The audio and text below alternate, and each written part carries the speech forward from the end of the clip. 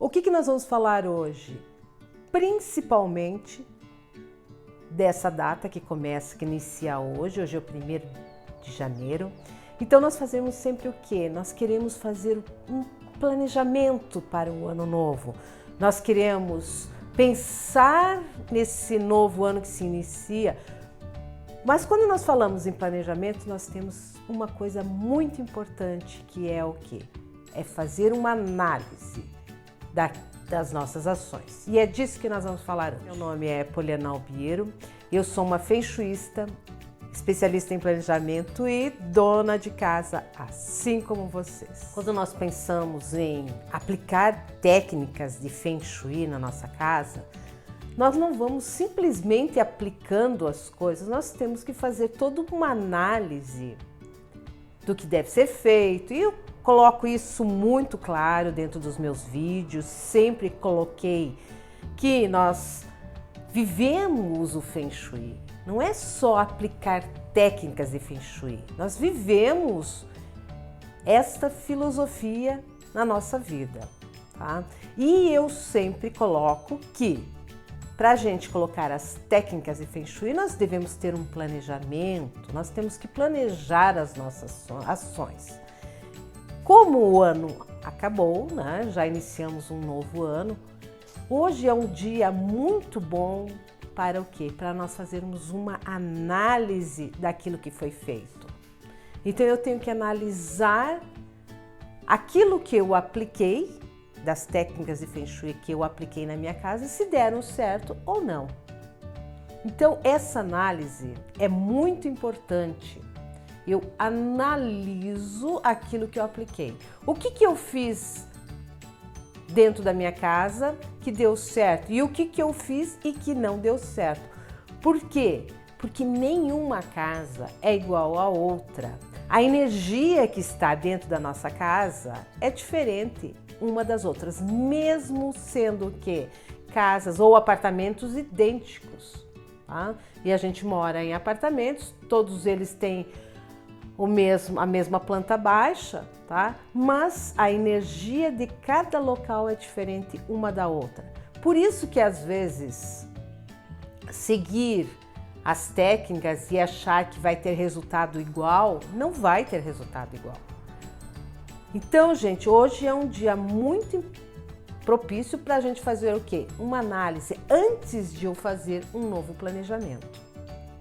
Então eu vou lá analisar o que foi feito, o que não foi feito, se eu fiz todos os passos, como eu sempre coloco aqui nos meus vídeos. Eu tenho uma série aqui de vídeo aqui, uma playlist onde eu coloco o passo a passo para aplicar o feng shui dentro da nossa casa. Então eu vou lá dentro desse passo a passo, eu observo se eu fiz ou não fiz as etapas, né?